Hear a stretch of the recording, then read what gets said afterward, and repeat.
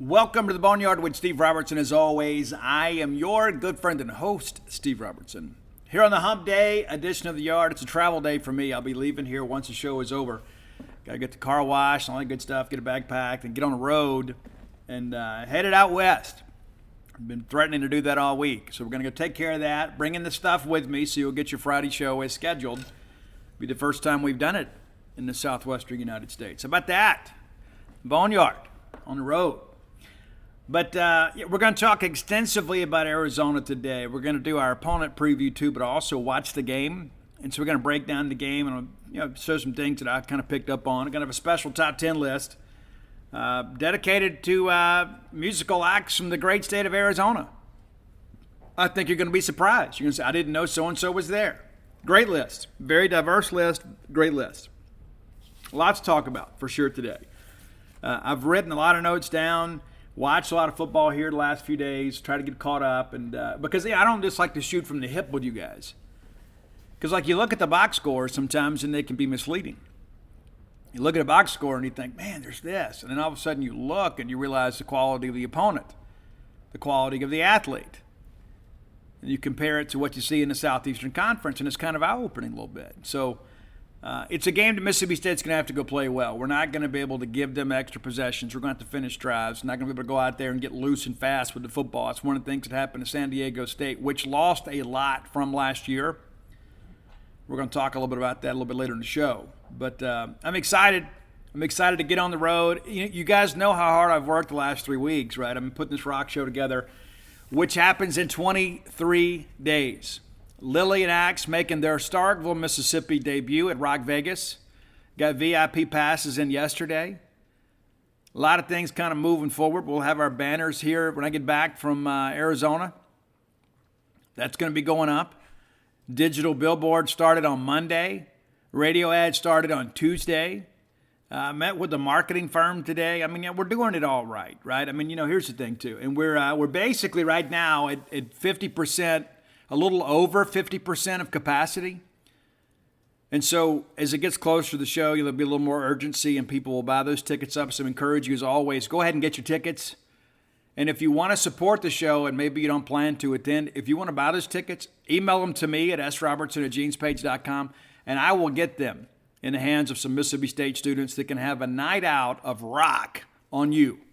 And all money from ticket sales and official merchandising sales go directly to Mississippi State's NIL efforts through the Bulldog Initiative. A lot of people last Saturday, like I'm on campus, you're like, dude, I'm so glad you're doing this. We're going to buy tickets. We're going to buy tickets. We're going to buy tickets. So get them bought. I'll feel a whole lot better when this is done because this is not a vanity project. I'm just trying to raise money for Mississippi State's NIL efforts, but also, too, I want something cool to happen in Starkville. And I've had multiple people tell me, well, I'll just buy a ticket the day of the show. I can't promise you that's going to be available. Now, you say, well, Steve, we'll work it out. I'm sure Hobie will just take my money. Well, no, we've kind of got an understanding. I mean, there's a fire marshal in Starkville. We're well aware of that. And when there's these events, they're going to walk through and make sure that we're compliant. And we're going to be compliant. Last thing I'm going to do is go to all this trouble and effort and then have a show shut down by the fire marshal. So we're going to do things correctly. We're going to do it by the book. So if you want to support the show, you want to attend the show, buy tickets today. Because again, like talking to Charlie's like, I was walking to the club level and there's all this buzz and everybody's like, dude, we're buying tickets. We're going to do this. We're going to support this. All right, let's get it done. Because once we get it done, I can stop talking about it, right? And so constantly promoting, constantly in the state here of trying to do what we can to help Mississippi State. It's again, we're about re-energizing the rock scene in Mississippi. I'm going to be doing some other things too. But also too, this is an opportunity for you to contribute to Mississippi State's NIL efforts. And I had one guy say, Steve, listen, I admire your passion, very inspiring. I just don't believe in NIL.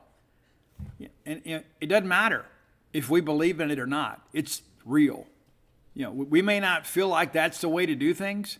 That's the way things are being done. That's what our competitors are doing. And so buy tickets to the show and then consider setting up perhaps monthly payments, whether they be $50, $100, whatever, through the initiative. Every little bit counts. And a friend of mine said, Steve, I set it up, man, it's $50 a month. I know that's not a lot of money. I'm like, dude, thanks for doing your part. Because that $50 over the course of a year is $600. And if we have, You get 1,000 people giving $50 a month. That's $600K. All right, so you can do the math on that. So I think everybody can think about that. And it's like, I already do this. I get it. I'm not going to judge anybody. But we need a contribution of some sorts from as many people that can spare it. You don't have to come write some big, 5-digit check. If you could, that'd be amazing. But if you can't, you say, you know what, hey, Steve, I can only give, 25, 30, 40, $50 a month. We'll take that too.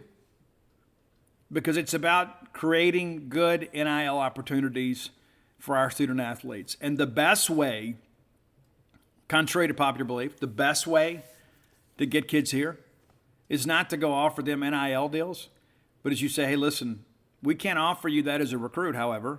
In the state of Mississippi, you can under certain circumstances. But the best way is to show, hey, well, this guy came here and this is what he got. This young lady came here and this is what she got. These are the opportunities that our student athletes are getting. So I share that with you because you can be a part of that. And again, I was a reluctant convert. But now that I understand it and I see it in action, I think it's absolutely the way to go. And there will be other people around the country that say, hey, look, the guys at Mississippi State did a concert. We're going to do a concert too. And you know what? They may get Garth Brooks to do it and make a ton of money. You know what? Good for those kids. Good for the student athletes. But, there are going to be other people out there that may do it bigger and grander than we do. And we're going to have to do our best to match it. We're going to do a bigger show next year.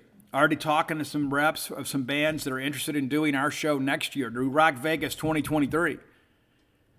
So we're already planning. I've already reached out to some people, at Mississippi State and say, hey, we need to do this, need to do that. So this is going to be an annual event. I encourage you to get behind it. So if you believe in me, and I would suggest you probably do since you listen to the show, you believe in Mississippi State, you believe in rock and roll, this is an event we need you to support. And again, we're over 50% capacity right now. So we're already going to have a good crowd. We want a great crowd, though. And I think the guys in Lillian Act certainly deserve that. You got to have a packed house. And you may not know this, but Stevie Blaze married a young lady from Noxapater, Mississippi, and her family still lives out in Winston County. She attended Mississippi State and worked at the university. So they're ours, too. And Stevie Blaze used to have a home here in Starkville. He used to live here among us. And so we're basically kind of using some of our own people to help us. So let's support it, get behind it. And again, I'm eager for this show to happen. And we've pretty much got everything done now. But the reality of it is, there's, still some tickets to be sold, a couple small things we got to do here and there. And I won't rest a wink probably until it's all over and done with. This trip to Arizona is probably good for me, right? Kind of get away from this for a little while. So speaking of Arizona, let's get ready to talk Arizona. Let's thank our friends at Bulldog Burger Company.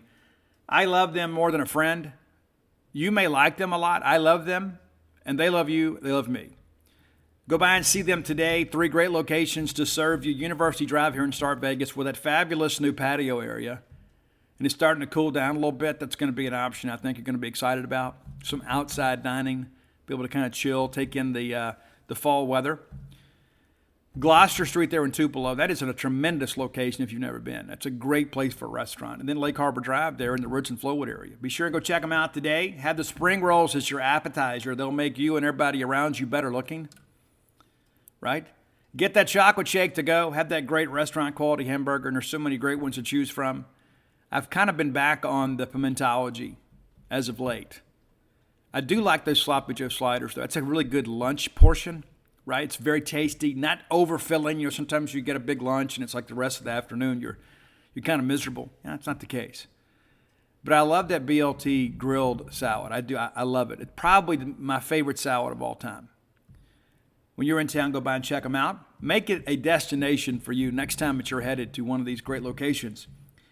Bulldog Burger Company, the place where people go to meet, M-E-A-T. All right, we're going to be Arizona heavy today.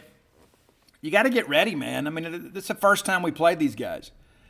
And Arizona all-time 1-5-1 against SEC opponents. Their lone win came in 1976 against Auburn. Their last SEC opponent was at LSU in 2006. That's a loss. So they don't play SEC teams very often. And when they have, they've lost. Now that and 50 cents will get you a cup of coffee at the Delo truck stop, right? And yes, I know it's out of business, but it's still, you get it. So it's ancient history, but they have not had a lot of success against SEC teams. Now, Now, I'm not sure this current team that's got a lot of transfers that had some success last week. I'm not sure they're cared about any of that. They're not going to say, you know what, hey, this is how it's supposed to be. The Wildcats are going to come to play, but let's take a quick look and kind of run through some things, and then we're going to kind of have an elongated segment here. We're going to talk about Arizona. We're going to do top 10 lists. We're going to come back and talk about the Arizona game against San Diego State, and then we'll come back and talk about a couple other things before we get out the door. So very Arizona heavy today. Let's do our regular opponent preview. Arizona last year was awful. Now, it was Jed's first year there. It was terrible. But if you look at some of these games, early on they were somewhat competitive, and some of these other games kind of got away from them. Kind of what you'd expect with a team that kind of lost its ability to win. It's like they don't believe. But they get out the door. They play in Vegas against BYU, and it was a 9:30 Central Time kick. They lose 24-16. They host San Diego State last year and lose 38-14. And San Diego State ran all over them. The Northern Arizona Lumberjacks go into Arizona Stadium and beat the Wildcats 21-19. That's right. UNA beat U of A in Tucson. They go to Oregon, and Joe and the fellows get them 41-19. They get the bye week to prepare for UCLA. They lose 34-16. They travel to Colorado. Colorado was just okay last year. Beat them 34-0. Washington Huskies roll into Tucson and win 21-16. Wasn't a great Washington team last year. They go to USC the next week, make a game of it, lose 41-34. They finally get their first win of the year, their only win of the year, against the California Golden Bears and Peter Sermon, 10-3. Can't chalk that one up to Peter, though. I mean, Peter holds them with 10 points, and they lose the ball game. The Utah Utes visit Tucson and win 38-29. They go to Pullman, Washington, lose to Washington State 44-18. That's one of those things, too, you start thinking, too. There was a lot of elements of the Leach system kind of still in place up there. And then they go to Arizona State, the rivalry game, and lose 38-15. So, not great. Now, we'll run through some of these stats from last year, even though a lot has changed. The fundamental elements of the offense and defensive scheme are similar, but the personnel is much different. But last year, just kind of abysmal. Offensively, passing, they threw for 226 yards, ran for 131. Averaged 3.7 yards per carry. Completion percentage was right at 60%. Pretty crazy. 357 yards a game. Pretty impressive in that respect. They also turned the ball over basically 2 times a game. They really struggled to force turnovers last year. Did a little better job of it Saturday. And some of those, too, when you watch the game against San Diego State, and I encourage you, go watch the game, and you can probably find like an abridged version out there online somewhere that kind of cuts the commercials out. I think you're going to feel a little bit more confident about the game.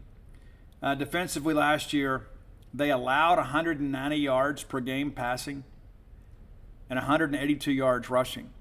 And there was a ton of that. And why, if you could run as successfully as some teams do, why would you ever want to throw the football?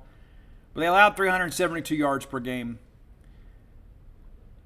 Will Plummer, of course, is a quarterback last year. He's not anymore, but 9 interceptions against 6 touchdowns, a QBR of 109.4, just a 58% completion percentage. They played 4 quarterbacks last year. 4. 3 of them got pretty extensive action last year.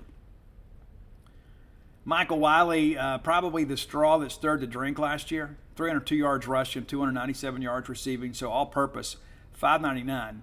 Stanley Berryhill III, that was the guy that did some good things for him as a receiver last year. He's the guy, too, you look at and say, you know what? Guy may have been the dude on that team, 744 yards receiving, 865 yards from the line of scrimmage. But, you've got to have a leading rusher. You've got to have a leading receiver. Everybody does. Kind of like in college basketball. Everybody's got a leading scorer. It doesn't mean they're a star. Defensively, they didn't have anybody that had more than 90 tackles. The leading tackler last year was Anthony Pandy. 82 total tackles for him. And he's a guy that has exhausted his eligibility. A pretty good linebacker for those guys last year. Number 2 tackler a year ago was Christian Young. He, too, has exhausted his eligibility. Jackson Turner had 58 tackles, the 3rd leading tackler last year. Also led the team in pass defenses. But you start running numbers here, and you start looking at this. As a team, just 4 interceptions last year. 4. Not great. Forced fumbles, 5. Not great. And so you put those numbers out there and you begin to think, okay, this is a team that definitely needed an influx of talent. They needed some playmakers. And, again, when you've been through some of these things, you start getting beaten down a little bit. It becomes a self-fulfilling prophecy. It's like, we're going to lose again. We're going to go out here and we're going to lose again.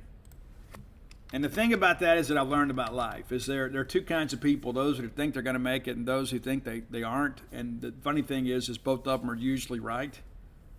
Every so often they'll surprise themselves. 'Cause sometimes somebody will lose it for you. But I think it's important to kind of understand that this is not the same team it was a year ago. A lot of transfers, a lot of changes to that roster. And that's the thing about transfer portals. You can kind of flip your roster pretty quickly. And they went out and got some guys that have made them a better team. And I think that's apparent. But I don't know that maybe they're as good as maybe some people are suggesting. Now, the flip side of that is, to be fair to those guys, is nobody really knows for sure. You may have had a shift in culture. You may have had a shift in believing. I think that's one thing to kind of understand about all this thing, too, is you've had a lot of these guys that have come in here and looking for an opportunity. But they added 9 transfers last year. They get DJ Williams, the running back from Florida State. Jeremy Mercer from Utah, a linebacker, steps in. Jack Buford, offensive tackle. That's from New Mexico. Taola Savea, I'm sure I got that wrong. I apologize to the Savea family, but defensive lineman, transferred in from UCLA. Jayden Delaura from Washington State, a former Mike Leach recruit. Anthony Solomon, linebacker, transfers in from Michigan. Jacob Cowen, we'll talk about him. I wrote a column about him yesterday. After watching that, I said, you know what, I got to write about this guy. Jacob Cowen from UTEP, led them in receiving 3 consecutive years. Hunter Eccles, a defensive end from USC, and then DJ Warnell, a safety from UCLA. And so you look at that and say that they got some guys, most of them from legitimate Power 5 programs. Most of them, however, rated much less than they were as a high school recruit because they've been non-productive so far on the college level. So maybe the change in scenery will be good for them. That kind of remains to be seen, but I'm sure that when you've got new guys coming in, you begin to think, okay, let's just start fresh. Let's everybody get out here together and let's kind of figure this thing out. Last year, it doesn't matter. All right, so hey, Bulldog fans, you know what time it is. You can smell it in the air. You can feel the buzz all around you. Football is back. The thrill of the game, cheering fans, touchdown celebrations, absolute nonsense from SEC officials. But getting taken out of the game, that's absolutely out of the question. Luckily, there's Drizzly, the #1 app for alcohol delivery. With Drizzly, you can compare prices on the biggest selection of beer, wine, and spirits from local stores and get them all delivered to your door in under 60 minutes. That's right. You can even schedule them for delivery up to 2 weeks in advance if you're having a big celebration party. Now you can keep the party going without missing a second of the football action. And win or lose, Drizzly makes it easy to send the gift of beer, wine, or spirits to the fellow football fans in your life, especially if that means a little extra post-game gloating. Download the Drizzly app before game time or go to drizzly.com. That's DRIZLY.com. DRIZLY.com.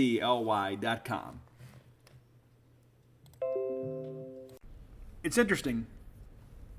They won 1 game, 2 years. That's terrible. I mean, it's like when you begin to think about that, we think about sometimes we've had some lean years. In my lifetime, it's never been like that. I lived through Tech and 10. But in 2020, Arizona was winless. They went 0-5, didn't play many games because the Pac-12 wasn't sure what they wanted to do. They ended the 2019 season on a 7-game losing streak. So 7 and then 5 the next year. They were 0 for their last 12, and they win 1 game last year. So 1 in 23 in the last 2.5 seasons. These are guys that are used to losing. And so that's one of the reasons I think if we can get out and kind of get a good start on them, we got a chance here. They were among the worst in offensive scoring last year. Terrible. One of the worst in forcing turnovers. They did a good job of that last week. One of the worst defensively. One of the worst in scoring margin. And so the reality of it is that these guys are still in transition. And they're playing a big ball game. They got an SEC team coming in. They're going to be up. They're going to be excited to play. But Delaura is a dude, man. Jayden Delaura is a guy. I'm going to speak a little more about him as we get into kind of recapping that San Diego State game. But what I notice about him, watching his post-game interviews, watching his media opportunities, is the kid just exudes confidence. Like he's not up there choosing his words carefully. He's just kind of let it flow. And I like it. I like the fact that he's a shoot from the hip, kind of a swashbuckler type of guy. That kind of stuff is exciting to me. You can see why people gravitate to him. That's the kind of guy you want in the huddle.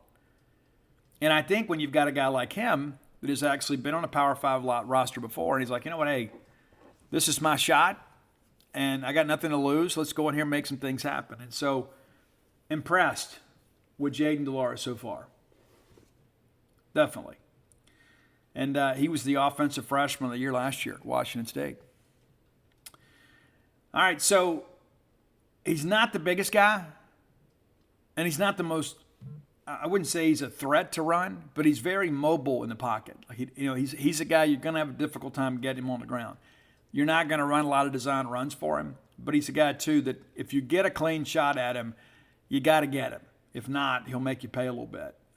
So we'll kind of see how things go with them. But, they've got some young and up-and-coming guys they feel really good about. And we're going to talk a little bit about that too. But, the DJ Williams thing I think is really interesting. A kid from Florida State. So obviously he's a guy that, that had a good pedigree coming out of high school. I don't know the caliber of coaching he got at Florida State, right? Pretty crazy. I don't know. But a good change for him. Maybe he comes in, maybe he becomes a dude. And they certainly had, Michael Wiley moving on, and so they certainly had an opportunity there. Offensive line had to replace 2 starters. But they're a big, long, lean group. They have SEC size, if you understand what I'm saying. And we'll see what happens with the rest of that. But the athleticism piece, I think, is still maybe something you got to, consider. I think the talent differential between State and and Arizona is pretty significant. And I don't say that, just as a homer, which I've been accused of that. But watching them play yesterday, I tried to be as objective as I could be. And I think, again, in the trenches, they look like a Power 5 football team. But from the skill set standpoint, I don't really know if that's the case. Good size, not real twitchy, if that makes sense here. We'll see. And, of course, new defensive coordinator. But, Don Brown was there last year. Legend Don Brown was there. And so they've done some good things to kind of lay a good foundation.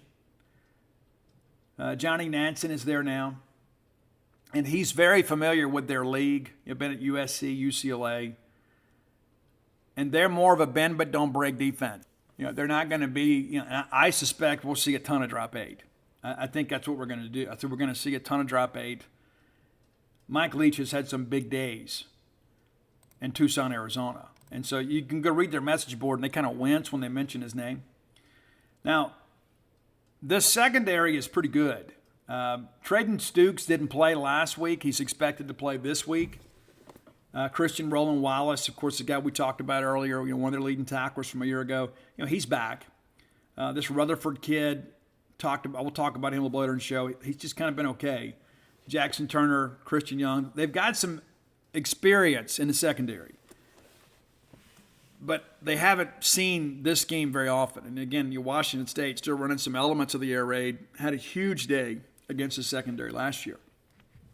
So we'll see. And that's the thing, too. Arizona didn't lose a ton, but it's like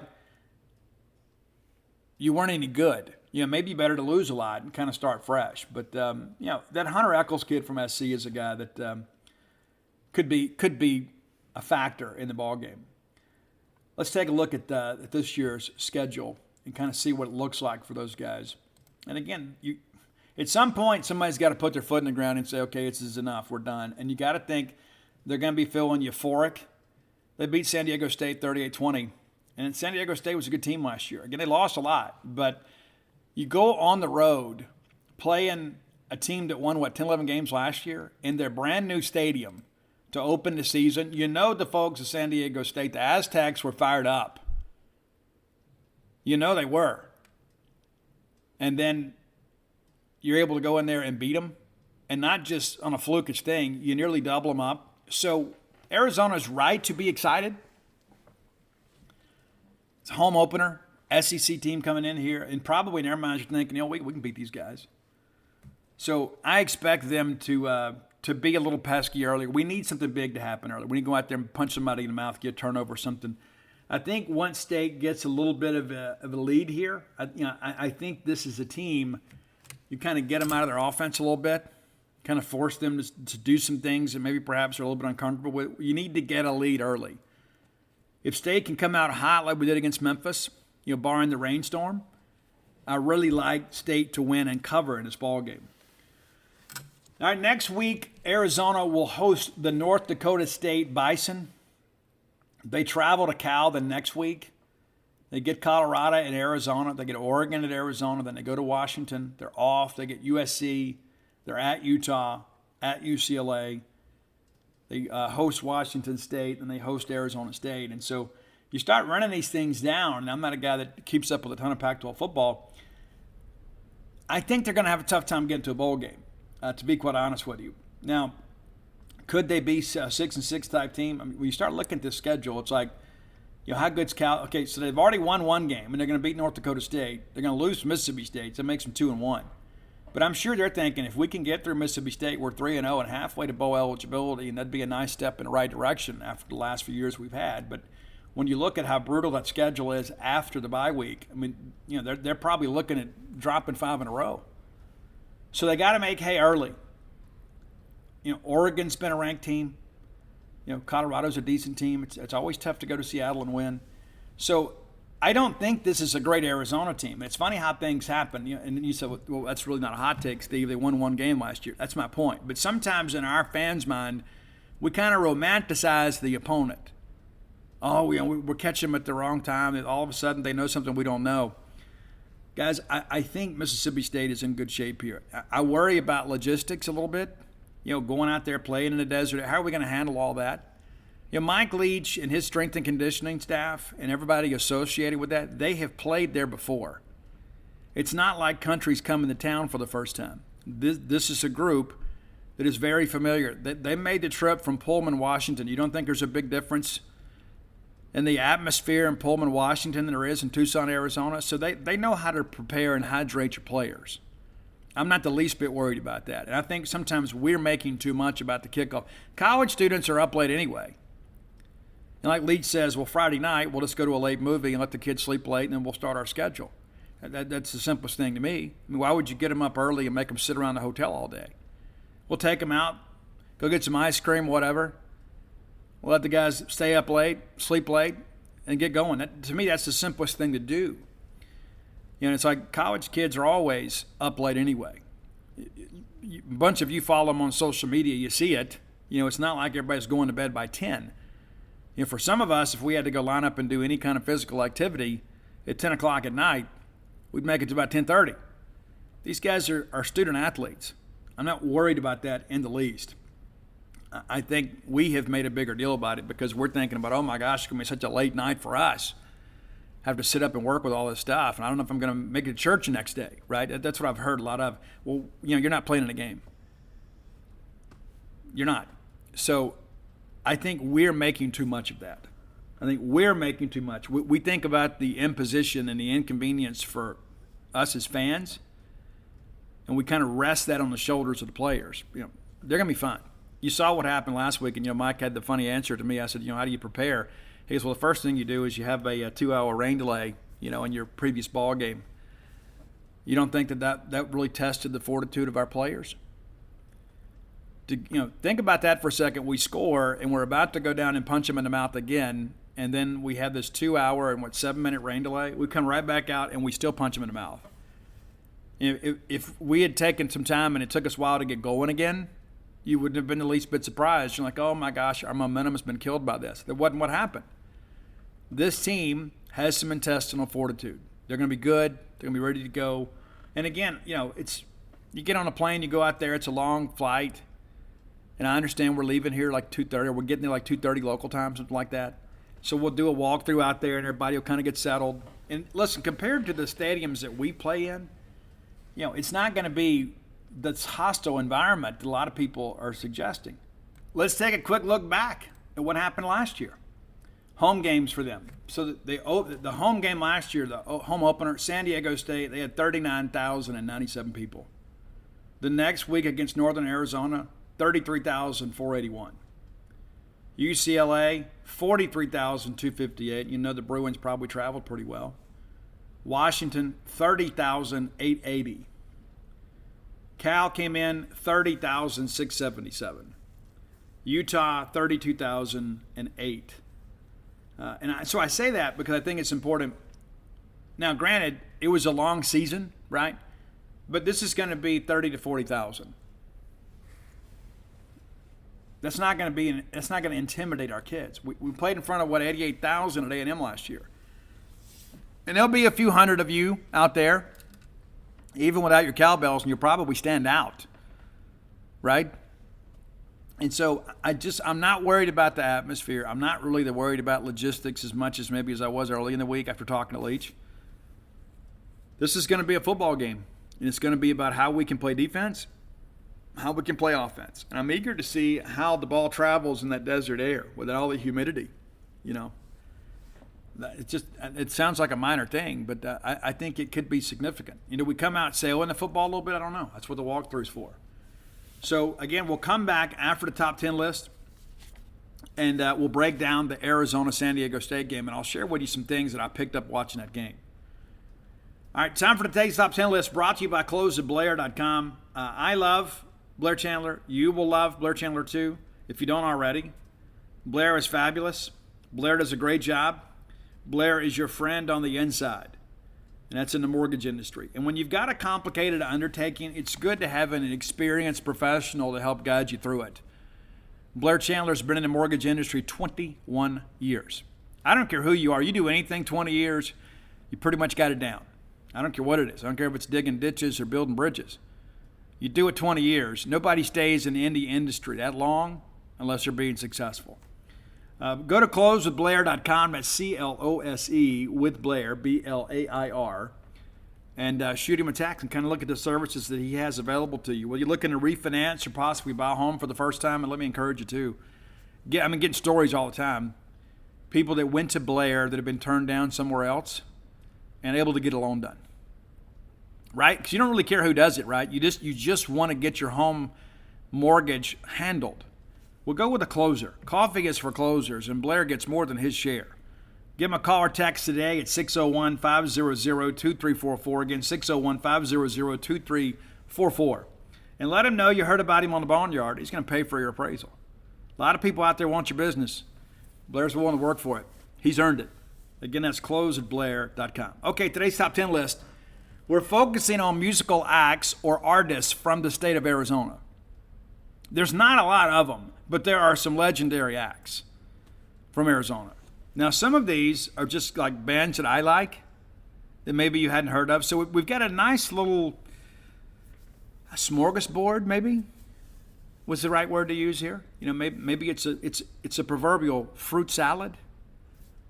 No grapefruit in my fruit salad, none whatsoever, because it ruins the fruit salad. If you're a fruit salad person, you understand what I mean. Why would you ever put a grapefruit in a fruit salad? I mean, it's like putting onions in potato salad, man. Why would you ruin it? Right? It's like, oh, we're having a great time. Okay, well, let's just roll in here and bring in a pack of wild animals. Why can't we just have a good time? No, we got to spice it up. We can put a grapefruit in a fruit salad. I'm telling you, people that put onions in potato salad, when you stand before God someday, you're going to have to answer for that. All right, top 10 musical acts from Arizona, according to me. Number 10, this is a band, like if you listen to Sirius XM Octane, and I do, I'm an Octane listener. I was probably one of the first, maybe 1,000 subscribers to Sirius XM, or Sirius. We weren't on XM. Sirius was like, the up and comer. It was kind of like Pepsi in a Coke world. And so there may have been, I don't know, maybe 100 of us listening to Octane. And so you could text in your request and 10 minutes later they'd play it. That's how few of us there were. This band right here, I love them. They only cut 2 albums, and I guess they're defunct now. It's a band called 32 Leaves. 32 Leaves.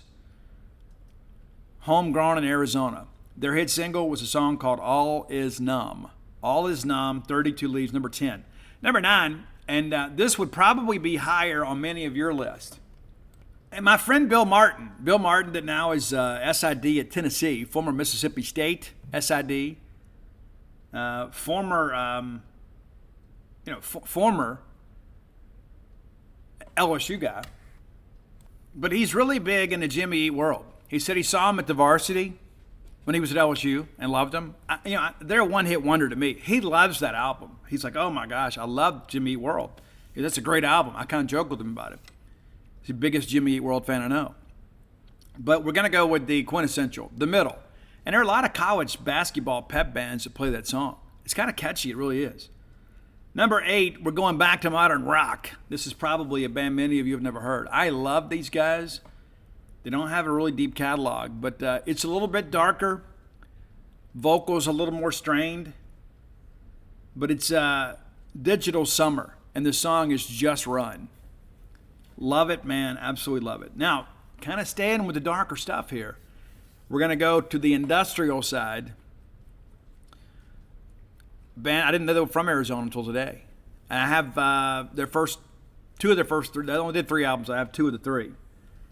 But it's Machines of Loving Grace. And if you have the Crow soundtrack, you have a Machines of Loving Grace track in your library.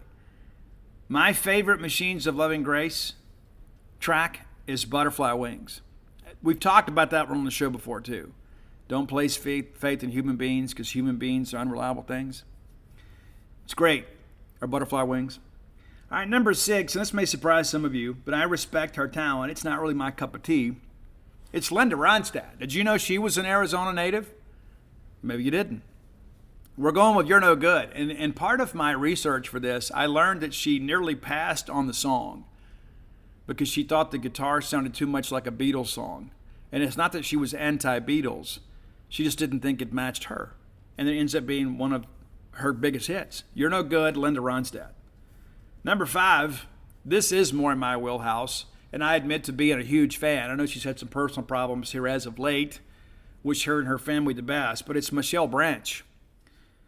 Because if you want to, I can save you. I can take you away from here.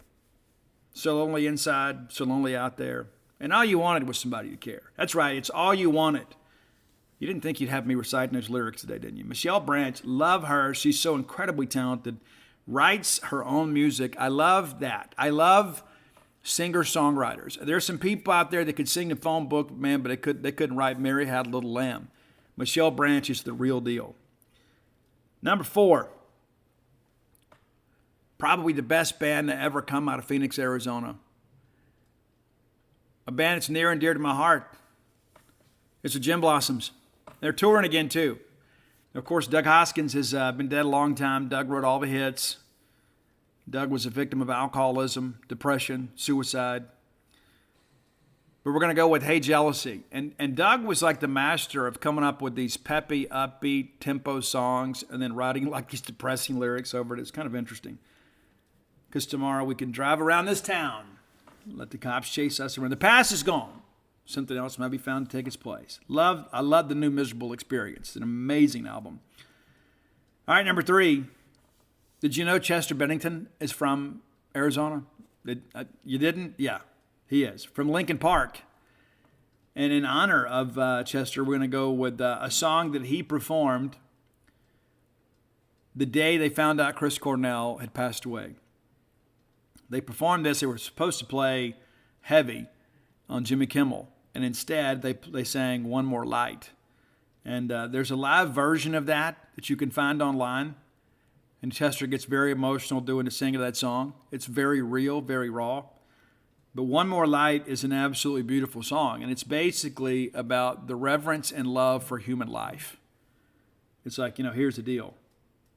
There's so many people out there that are living life, and maybe nobody even pays attention. And when they pass away, sometimes we forget this was somebody's daughter or son or boyfriend or girlfriend at some point. When that child was born, there was somebody in the world that loved them more than anything. And then they've lost their life, and it's like it almost goes kind of goes without being remembered. And so that's kind of what the song is about. Who cares if one more light goes out? Well, I do. I get chills when I hear that song because it always takes me back to that live performance when they're singing that, and it's the day Chris died. And that always sticks with me. So sometimes I'll go watch that and just to kind of remember how that felt, right? All right, number 2. Now, many of you are going to disagree with my ranking of number 1 and number 2. You're going to disagree, and I'm okay with it. I'm here for the argument. Number 2, another Arizona native that has done huge things in music. I venture to say probably the greatest alto of all time in American music. That's right, it's Miss Stevie Nicks. And we're going to go with a solo track rather than a Fleetwood Mac, so we're going to go with Stand Back. Stand Back. Stevie Nicks, an incredibly beautiful singer, a beautiful person, a lady that has just exudes class and confidence. And so glad that my daughters got into Stevie Nicks and Fleetwood Mac. They dig her, and she is such an incredible singer. And here's the thing, too. When Stevie Nicks got really popular, like everybody was doing all this operatic stuff. Like there was some harmony stuff, but like a lot of female singers, were really using their upper register, but not Stevie. Stevie's like, you know what? This is who I am. I'm going to stay in my lane. And she has a sound that is uniquely her own. I absolutely love her. Like, you've got a bucket list of people you'd love to meet. She is near the top for me. I love Stevie Nicks. I love her whole persona, everything about her. The vibe that she has. I love it. Absolutely love it. But number 1 for me, somebody else I haven't met. I thought I was going to have a chance to meet him in Tupelo, but they're still kind of COVID cautious. But it's Alice Cooper. And I'm thinking about going to Memphis to see him later this month. I'm thinking about it. I got a lot going on. I do. But if I can swing it, I'm going to go see Alice Cooper again. But because we're getting ready to go play a football game against the University of Arizona, we're going with no more Mr. Nice Guy. No more Mr. Clean. Not the Megadeth version. We're going with the original Alice Cooper version. I love the Alice Cooper catalog. If you've never been to see Alice Cooper, listen to me. And I mean, listen to me. You are missing out on an incredible experience. Whether you know many of the songs or not, there is all this theatrical production. The musicianship is incredible, and Alice is still such an incredible star and with such command of the stage.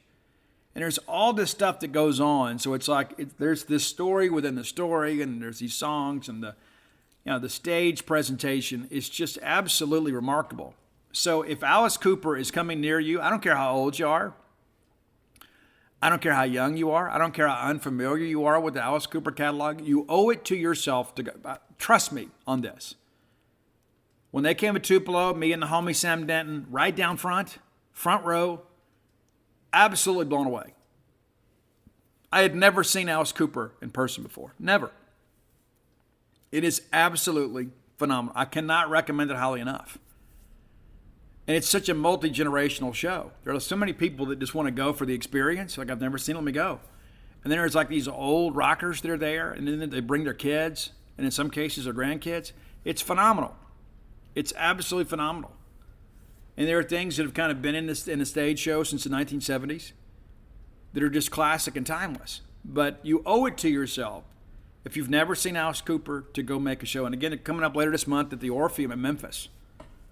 So maybe we get a group together and go. I don't know. But I can promise you, you will not come away from an Alice Cooper show disappointed. Man, the guy is just a professional, an incredible entertainer, and been clean and sober and such an advocate for recovery. I have so much incredible respect for him.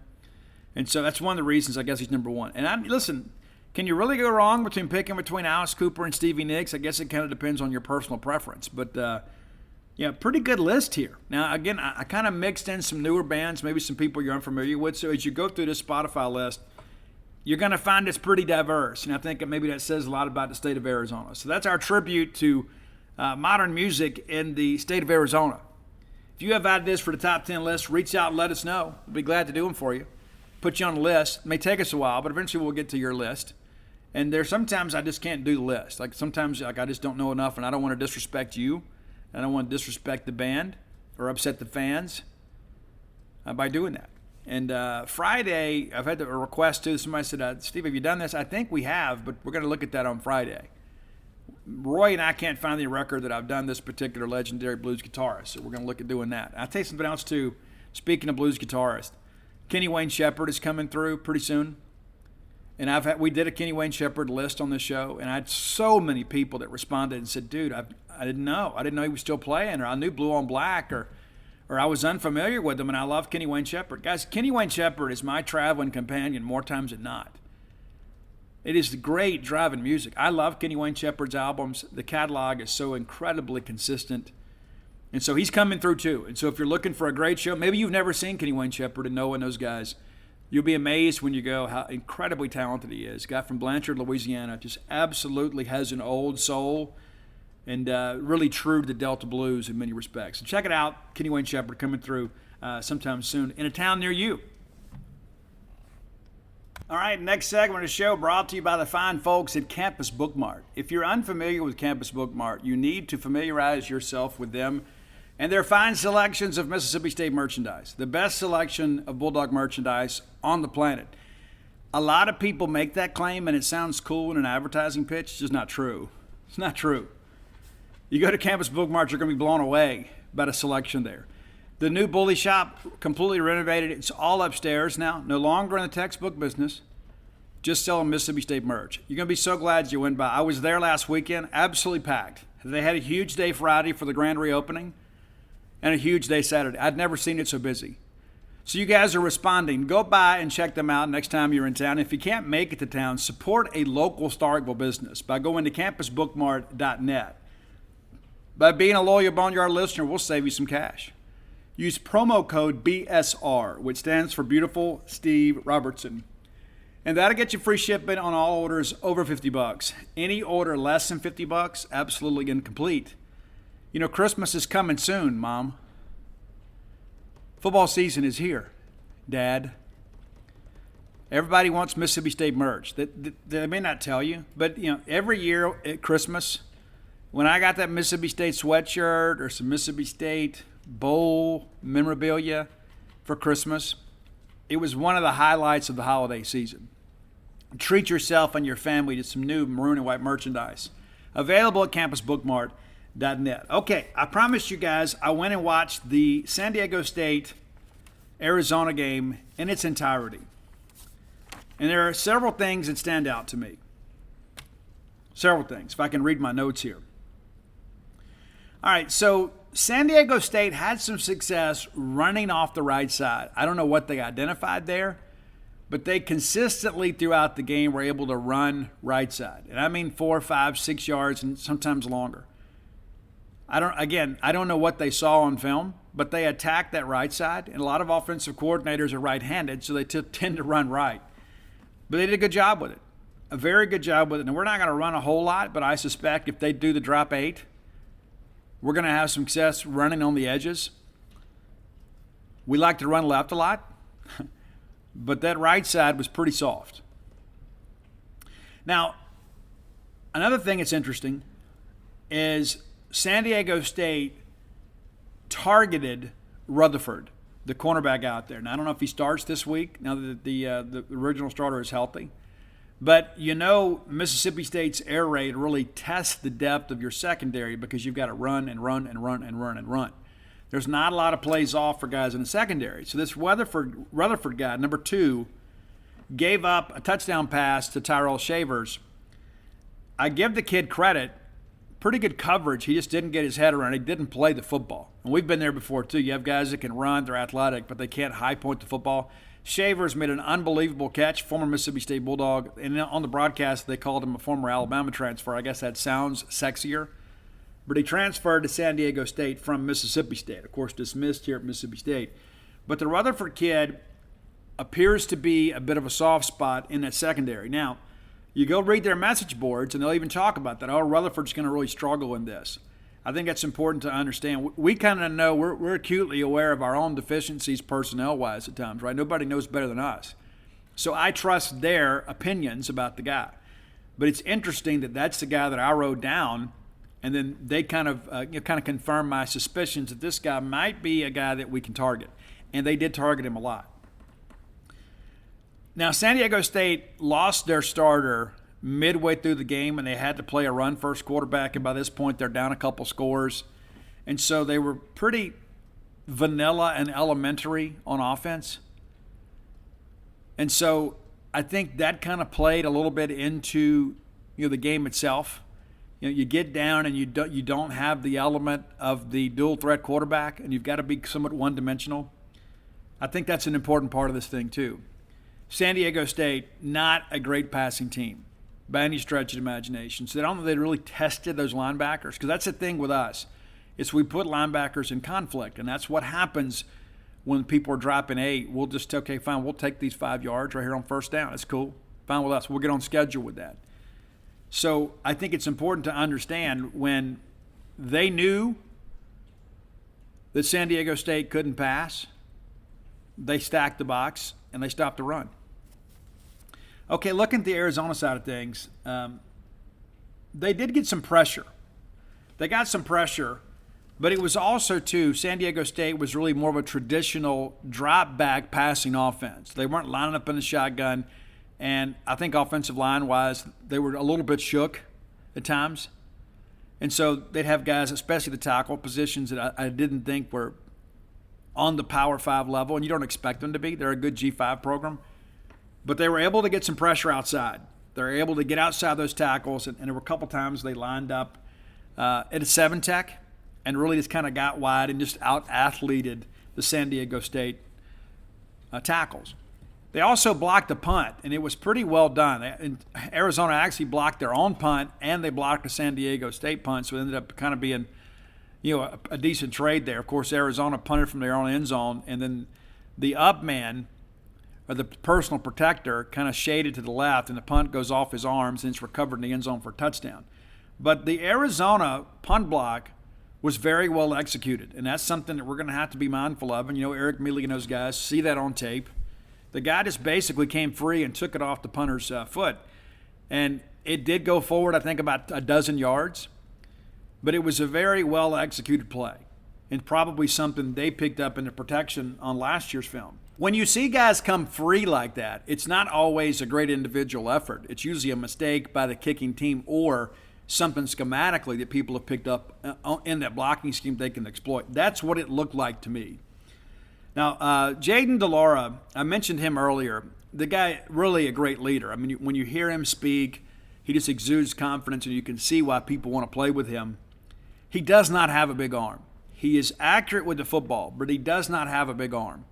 He's not a huge kid, but he is an athletic kid. Again, not a dual threat guy. Got some ability in the pocket, so when you bring pressure, he does enough to kind of evade that and extend the play. But he doesn't have a huge arm. There were times that, they're throwing the ball up the hash, and it took absolutely forever to get there. Not a tight spiral, not really, kind of cutting through the air by any stretch of imagination. And I think it's important to kind of understand that with SEC speed, those windows are going to be much tighter. Can we exploit that? What do they do to try to, do they simplify his reads a little bit? They roll him outside the pocket? I don't know. But he doesn't have a big arm. You see all these numbers and you think, well, man, but he's a typical air raid like Mike Leach quarterback. He is a guy that is obviously very intelligent and very confident, but he's also very accurate. Not great mechanically. And there are sometimes, too, he really has to load up. And maybe that gives us that half second to get to him. But he's not a guy that's really going to challenge you, down the field. And when he does, he really, really has to muscle up and mechanically kind of falls apart. And so there were a handful of balls that were thrown down the field where a receiver had to kind of adjust back. So he kind of lays it up there too much. Just doesn't have quite the arm strength to get there. But again, very accurate with what he does. And I've read some things, and people talk about how he gets the ball out quickly. Well, he does at times, but I think, again, that's kind of by design. You've got, maybe a one receiver, two receiver route where based on certain looks, you kind of know where you're going to go. And they spoke about that in postgame. It's like, hey, when we get certain looks, we know exactly where we're going to go with the football. And so I think when things go to script for them, he's a guy that can make you uncomfortable. But what happens when he has to get deeper into the reads, when you jump that route and all of a sudden he's got to go to second, third receiver? And we've got to do a good job putting him in a decision-making process. We can't let him just sit out there and go to his initial read and expect to get off the field. Now, they like to run the football, and they did a good job early on establishing the run. And I like their running backs. And I don't look at these guys and say, okay, well, this is one of those, it's not Emmitt Smith out there by any stretch of the imagination. And that's not what I'm trying to suggest. I do believe that they're better than serviceable, right? There's some guys you look at and say, okay, well, they're just enough to keep you honest. They have some guys that can make some plays, and I think that's important too. And so what happened in order to counter that, San Diego State had to go with like a four-man front, and at times a bear formation to try to slow down the run, which is exactly what Arizona wanted them to do. Arizona wanted them to kind of get out there and kind of get that going because of the fact it opened up some things in the past. And so, let me just go through this first drive here, okay? The Arizona first drive of the ball game. It's important. So they come out and they run to the middle for 8. Then they run off left for 1, back in the middle. Then they run for 3. Then they run for right for 4. And so it's like they start the game with 5 consecutive running plays and pick up a couple first downs. And so then all of a sudden we're passing a little bit. And then, so we kind of get them where it's a dealer's choice. We've shown that we can run the football, and so that opens up some passing stuff for us, and they go right down and score. It's a field goal, but they do go right down and score. So pretty good drive there. They get a 3 and out, and then what do? First down, we run off left side for 5. Then we're complete, then we run up the middle. We run right, and then it's pass, and it's touchdown. And so they're trying to establish the run. They're trying to show that they can set up some things, and it's all kind of predicated on establishing a run game first. And because of the fact they were having some success running the football, San Diego State had to counter. And when they countered with personnel groups, Arizona then changed their attack. Very, very, very, very good game planning here.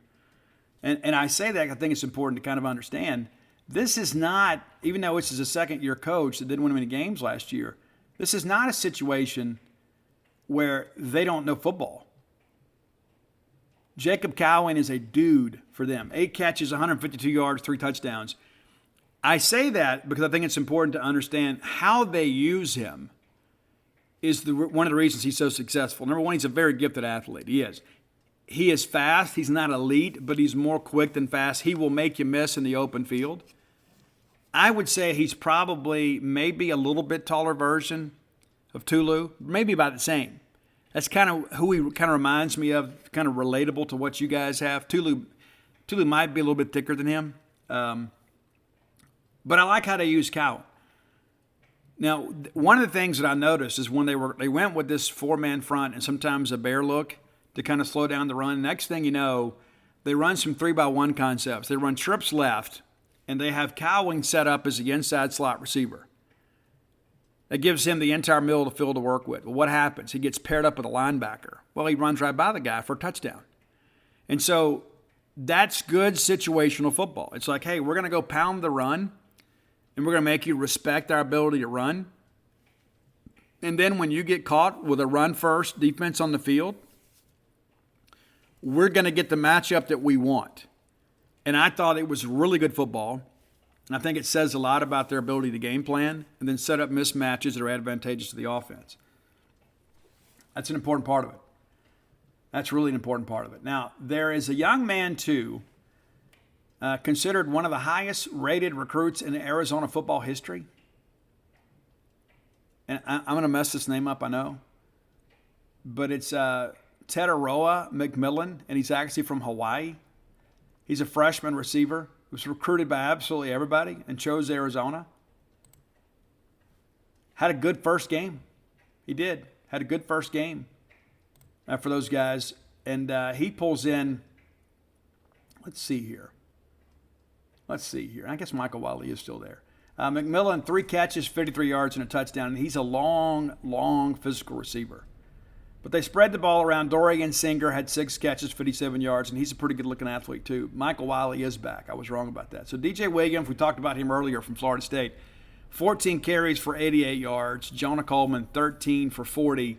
Michael Wiley, 6 for 31. So last year's starter, the third fewest carries in the ballgame. So it's important for us to go out there and stop the run and make them one-dimensional. And there really hadn't been a lot of people, with the exception of Alabama, that have been able to run the football with any level of success against the Zach Arnett defense. That's an important thing to figure out. Now, one of the things they like to do with Arizona is they like to run that stretch play and then boot off of it. So they'll run the stretch play and kind of get that established, and then they're slanting their offensive line so everybody's flowing to the football. And then they'll boot out the backside of it and kind of have like a hollow concept out there. And, of course, Delaura's got some running ability. Again, he's not a guy you're going to have a lot of design quarterback runs for. But he gets out there with the run-pass option, and if he doesn't like what he wants, unless somebody stays home on the backside, there's a good chance he's going to be able to move chains there. So that's something to kind of watch too. But those 3-by-1 concepts I think are really interesting. Because I think, it's all kind of predicated – on what happens with Cowan.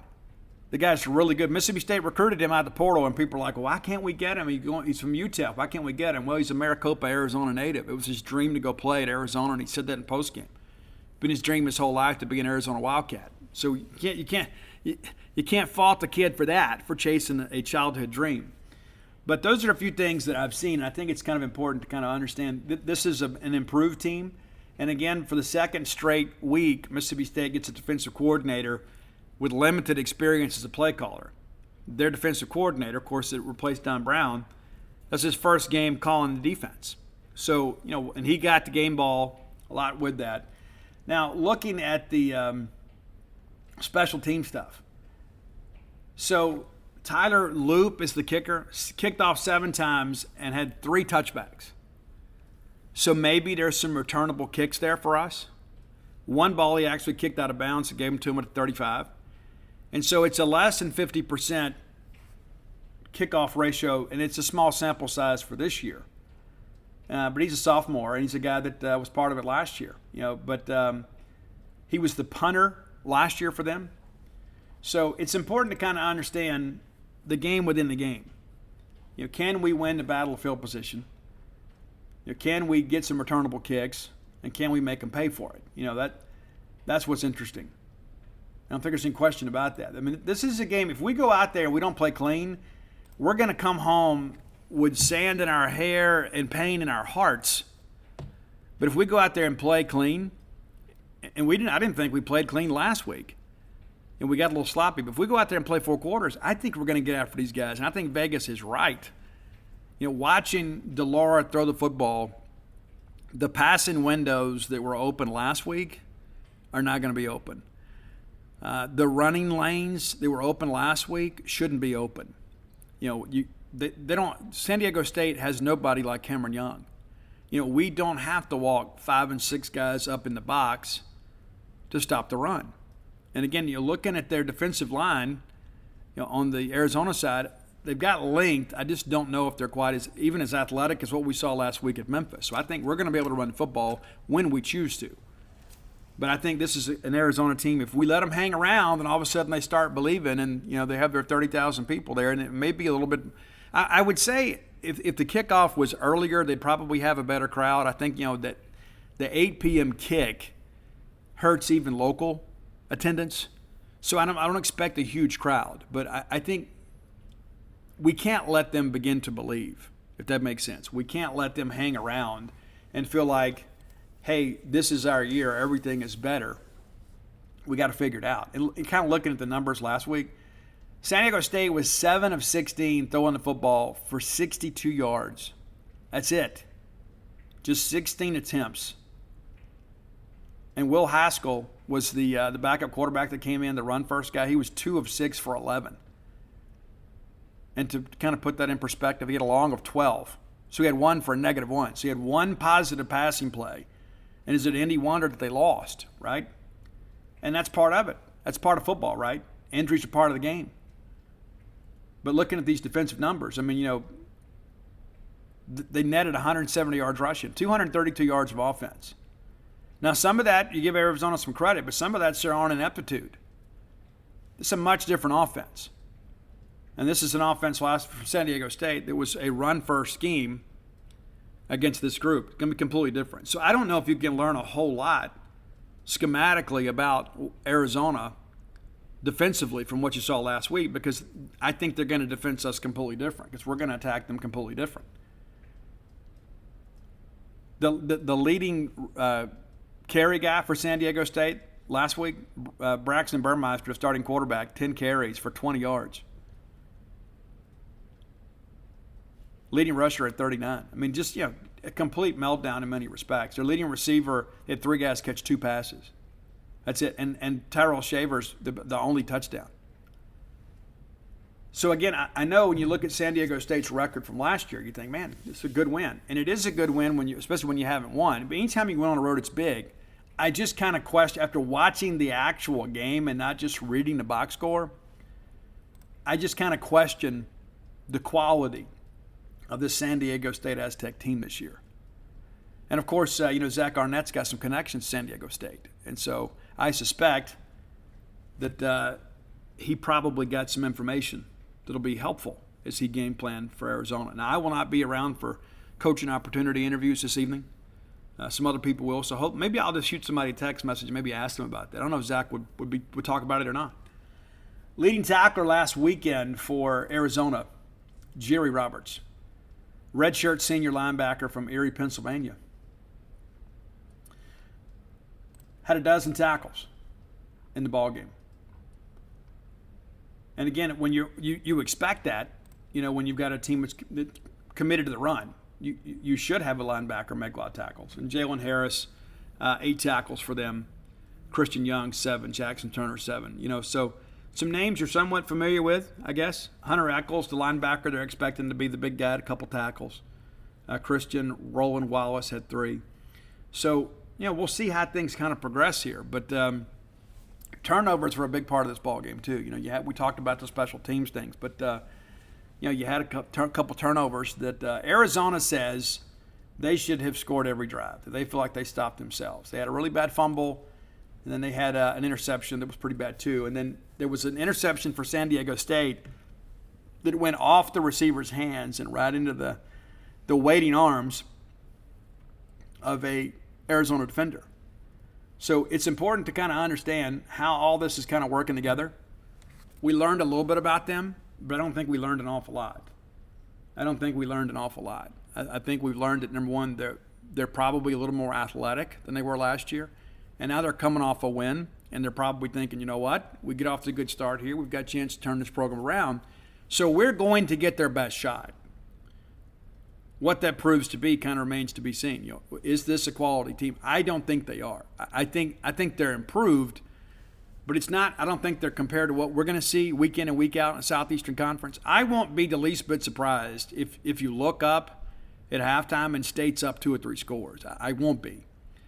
And again, what we have to do is avoid this becoming a one possession game in the fourth quarter. That's what we've got to do. We can't, again, you can't let them hang around and begin to have some belief. And my hope is that late night we get off to a quick start, that stadium will empty out, and maybe our little small sliver of fans will take over. I know we've got some great Bulldog fans that live out in Arizona that are making the trip to go support the team. So my hope is they get a chance to go home happy that night. But again, watching the game, I feel better after watching the game than I did when I saw the score, and I was like, hey, look at this. Look at this, Brady Hoke's group going down. And that's, Brady Hoke's group's always been kind of a pass-happy deal. They just don't appear to have the personnel to run what they ordinarily do. So we're going to stress that Arizona defense in a much different way. Just got to take care of the football. And last weekend we only had 5 penalties. That needs to kind of be where the baseline is. We need to stay right there. We don't need to go out there and get behind the chains. And Again, I just don't think that Arizona defensive front is much different than Memphis. And I don't mean that in a disrespectful way. I just don't think they're quite there yet. I think, again, that you go out and get a couple transfers and you kind of improve your talent level there. But Memphis, those guys have developed some players too. I think it's going to be comparable to what we saw last week up front. That Memphis secondary was supposed to be pretty good too, right? That was all the discussion. The Memphis secondary was the most experienced personnel group on that defense, and they were awful last week. So if we can get over the altitude, right? If we can get acclimated, we're going to be fine. We're going to be absolutely fine. And I think that we're a team, too, that is perhaps a lot better than people realize. Not that we're going to get a lot of respect for going and beating Arizona, a team that's won 2 games and 25 tries. One game with 24 tries. Nobody's going, it's just Arizona. And if we lose, they'll be like, oh, look at Arizona, 2-0.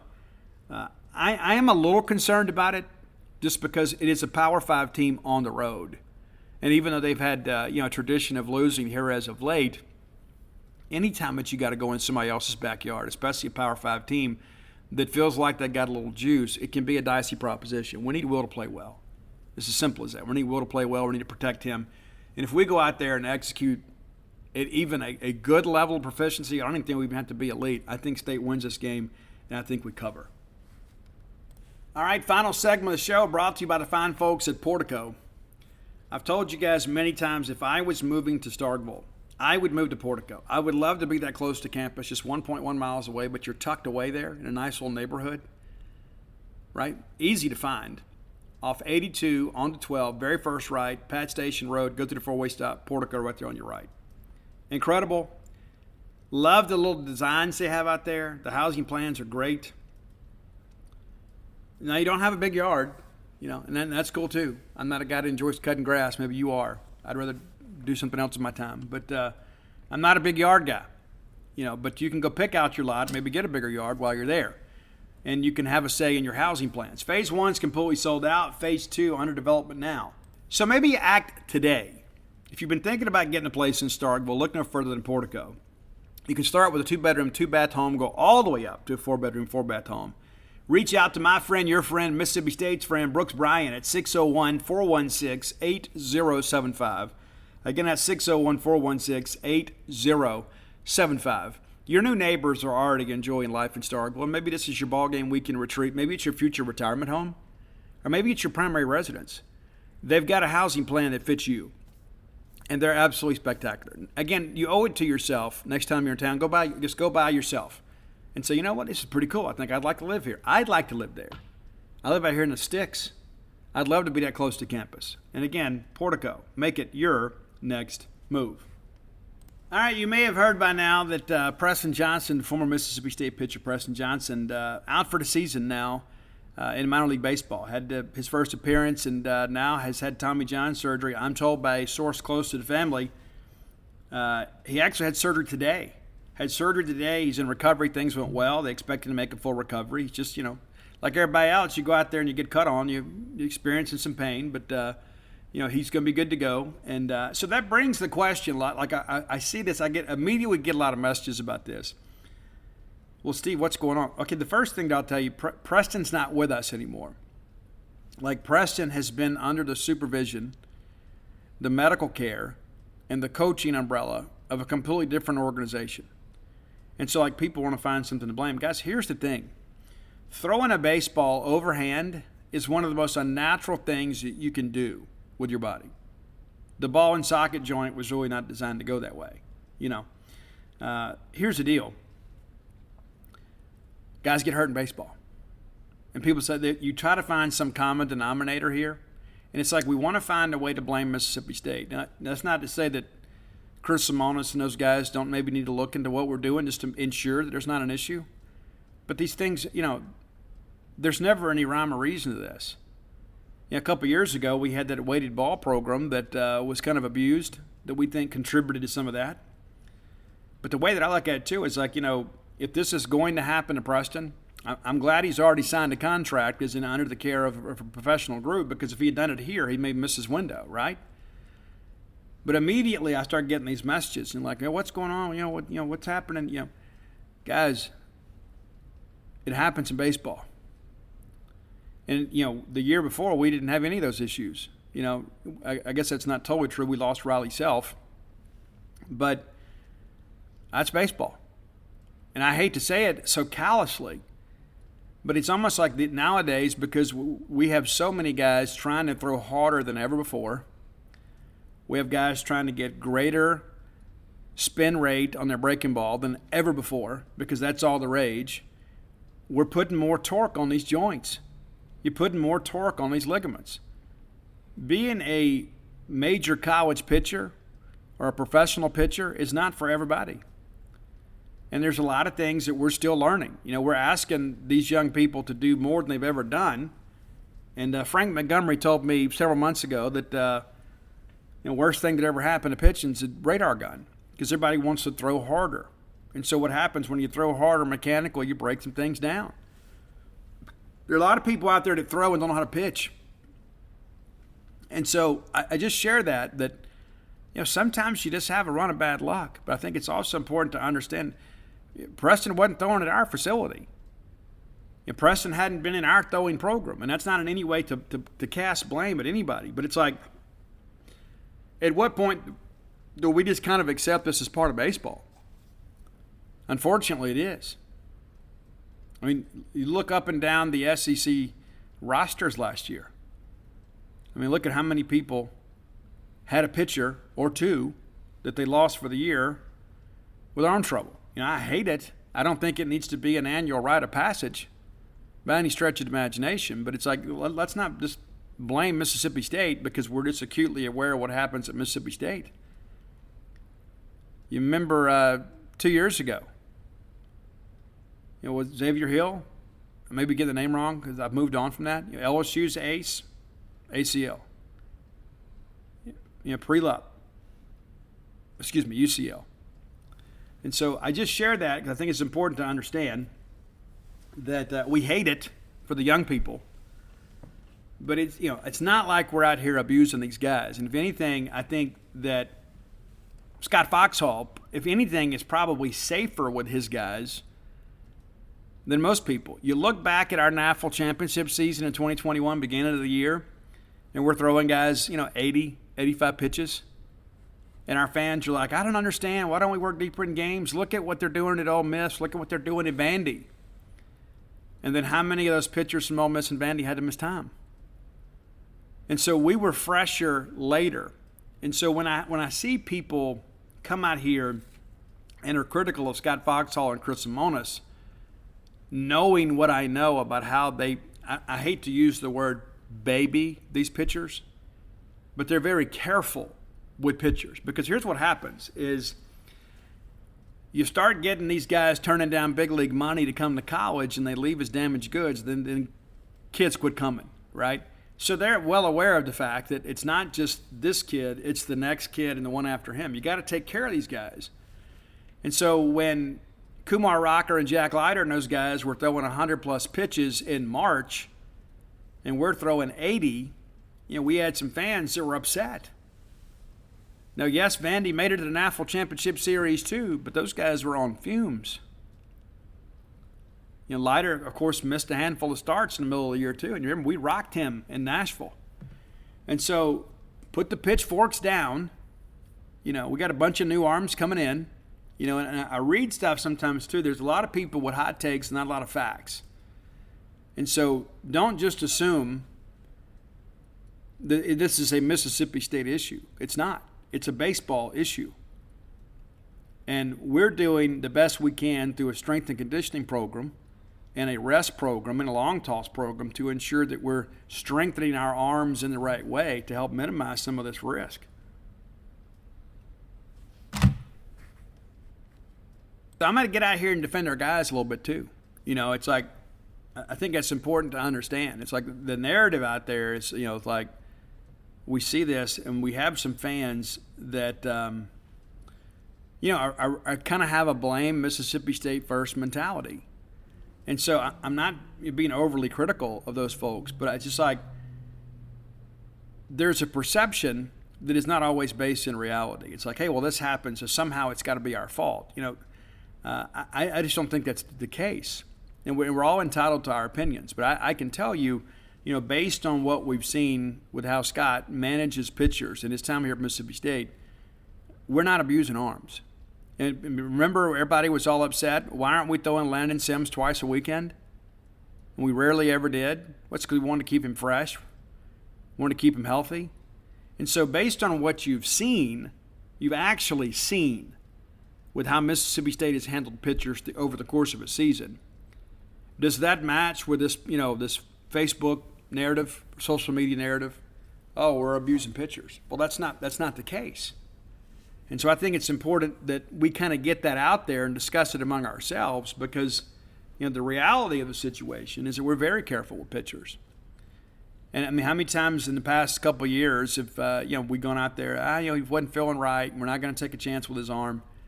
It happens all the time. If a guy doesn't feel right, we're not going to expect him to push through it. They're very careful with that. They're very, very arm care sensitive at Mississippi State. Sometimes things happen. It doesn't always mean it's somebody's fault. And I know that's what it is. We want to spend a lot of time kind of assigning blame. But we don't abuse pitchers here at Mississippi State.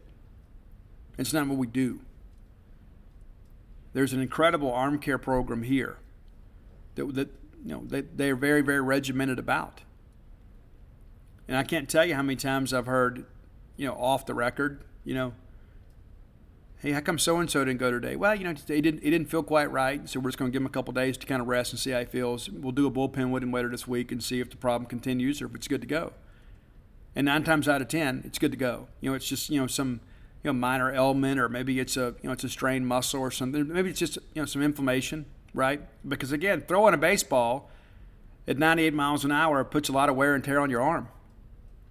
So I just wanted to get out here and get that out there, just because I think it's important for us to see both sides of this and not just assume right out of the gate that we're doing something to the detriment of our pitchers at Mississippi State. That's just not true. It's just absolutely not true.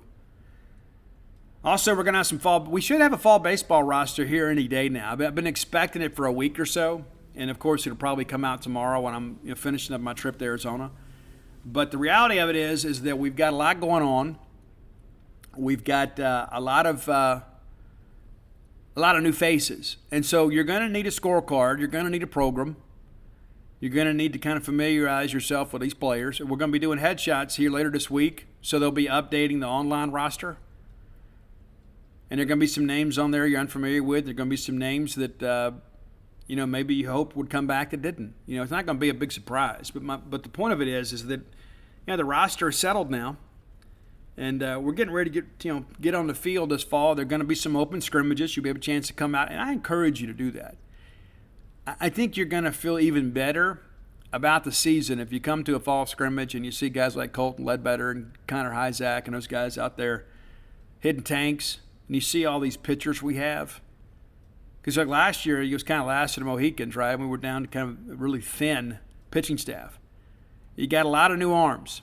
Got some portal arms, got some JUCO arms, got some high school arms. You got a lot of new ones. Now, you don't want to have to rely on a lot of freshmen. But the reality of it is we're going to have a lot more options to choose from this year. And I think, too, just like using those younger guys to kind of manage through non-conference games in the midweek, that's a huge contribution right there. Saving some wear and tear on your other guys over the course of a season. And some guys go out there and just throw an inning, just to kind of get a bullpen. But maybe those younger guys, many of them, that's their contribution to Mississippi State baseball this year. Is, hey, let's go get our feet wet in midweek, and then later in the year, maybe that guy can be a middle reliever for us. Maybe he can go an inning, get us 6 outs, whatever, And so having more guys available to do that will save your weekend guys, especially out of that bullpen, I think a lot of wear and tear. I think it's a huge part of things. Because, there were times last year, you guys all saw it. We get ready to go play a midweek game like, Steve, who's going to start? Is Lane Forsythe going to start for us on the mound? It's like that's how desperate a situation got at times last year. And so I don't think you're going to have to encounter any of that this year. But we need these young guys to grow up pretty quick. We need them to get out there this fall and get some innings under them, and get settled and get comfortable. There's going to be the whole the shock and awe of wearing the M over S and actually having Chris Lamonis lead practice. You got to get over that pretty quick. We got to get going. You're a Mississippi State Bulldog now, right? So it's time to get going. And so you have a chance to get out there, go watch that. I encourage you to get out there too. A lot of newcomers on this roster this is going to be their first introduction to the Mississippi State baseball family as you guys turn it out, coming to a fall scrimmage. I encourage you to do that when you're in town. There are many of you I don't have to encourage because you can't wait. You absolutely can't wait to get out there and go watch the kids run around and play on that most sacred patch of green grass in the entire country. If you hadn't done so, go to dogpilethebook.com. You know who hit me up this weekend? Saw him in person? Brantley Jones. Brantley, of course, part of Stark Villains. I'd never met Brantley before. We talked on the phone, traded a lot of messages, and I met Brantley in person at Campus Bookmart. And we took a picture together. I put it out on social media. And then Brantley ordered some books, man. He said, I need to get this for so-and-so and this for so-and-so. And so he ordered some books. And, of course, we'd sent him one, after Stark Villains was complete as a gift for him being so generous and sharing his story. But he's like, Steve, I got to get Dogpile. I got to have that book. I began to think, how many ball players played at Mississippi State that were part of building that maybe don't have it yet. And so maybe you know a ball player, maybe reach out. Maybe you have a copy of Dogpile, but maybe your neighbor doesn't. Maybe your church member that played at Mississippi State doesn't. So maybe it's a good gift for you kind of leading into the holiday season. You can get all my sports books at dogpilethebook.com. That's Flim Flam, Stark Villains, Alpha Dogs. You can get them all signed. Matter of fact, about twice a month I go sign a couple of cases of books. So there's really no waiting for all that stuff. So be sure and reach out at dogpilethebook.com. You're looking for Blooms of Oleander, you can find it at Amazon, BarnesandNoble.com, BooksAMillion.com. And Stark Villains gear, always available at StarkVillains.com. It's so weird how I won't get a message for like a week or two, and then I get 5. Where can I get the shirt? StarkVillains.com. I don't wear them as often because I got so many concert shirts. I've been wearing a lot of Lillian Axe stuff lately. I'm trying to promote the show. And that reminds me, when you share the show, like if you share a Facebook post or you retweet it, that is helpful. That is absolutely helpful. I spend a lot of time, effort, and money to promote the show, but that's free. When I put that on social media and you share it, it's free. And I appreciate it. I know you have nothing to gain other than the fact that Mississippi State becomes and remains a very competitive athletic program. But it means an awful lot. And I do go check to see who retweeted stuff. And like when I see people sharing it on Facebook, I always go like the post because I want them to know that I saw it and how much I appreciate it. And so that's a way you can help us. Maybe you say, you know what, Steve, I'm financially strapped. I'd love to be able to buy a couple tickets to gift to students, but I'm not in a position to do it. You know what? You can share it on social media, though. And so it means an awful lot to me. It means a lot to the student athletes because you never know. You may share that, and maybe somebody says, you know what, hey, I'm going to go to that show. I'm going to give some money to this. I'm going to buy some tickets, and that could be the difference one day of us getting a great NIL opportunity for a student athlete or not. I mean, all of it adds up. We all have a role to play, and so I share that with you again. I think it's important to understand. All right, I'm about to go pack a bag. I'm going to hit the road, and I'll probably spend the night somewhere in West Oklahoma, and I'll finish up tomorrow. And going to start in northern New Mexico and kind of work my way down and go see some cool things out there. So many of you have reached out that know those areas well out there in the Old West and have said, hey, you got to go and see this. And I plan to go do that. Don't expect me to post a bunch of pictures. I'm not that guy. I mean, I'll probably do a couple things, but I'm not that guy. I like to be able to go see things and experience them, not necessarily to go put them on social media to say, hey, look at what I've done. And maybe at other times in my life I have felt that way. But I'm just going to go enjoy myself and kind of get away from all this for a couple days. But I will bring all my stuff, and I will be able to communicate with you guys on Friday as we kind of preview the SEC weekend and kind of look ahead. And I'll give you some updates on what I found out there in the Old West. How about that? Until next time, let's all live our lives in a way we make more friends than enemies, and people can see a difference in the way we live. Drivers who switch and save with Progressive save over $700 on average, and those savings add up. Imagine what you could buy in the future. Hey, remember how 20 years ago I switched to Progressive? Well, now it's the future, and I used all those savings to buy this new hologram phone. Because, it's the future, and everything is holograms now. So switch to Progressive and save big, because those savings can add up in the future. Progressive Casualty Insurance Company and Affiliates. National annual average insurance savings by new customers surveyed who saved with Progressive in 2020. Potential savings will vary.